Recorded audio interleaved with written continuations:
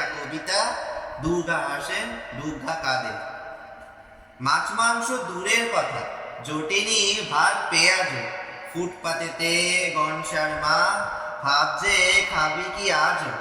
ও জানে না রাজনীতি কি কিংবা কোথায় অধিকার, ও শুধু চায় দুমুঠো ভাত এবং রুটির অধিকার। গাড়ি বাড়ি চায় না কিছুই, সচ্ছলতা আর্থিকে, ও শুধু চায় দিন কেটে যাক গণেশ এবং কার্তিকে।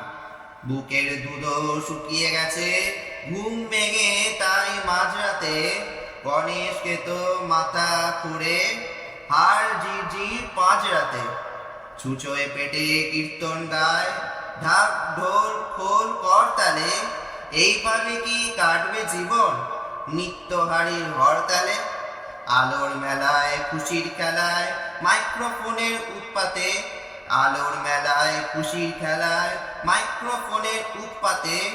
দশভুজা দুর্গা হাসে দুর্গা কাঁদে ফুটপাতে।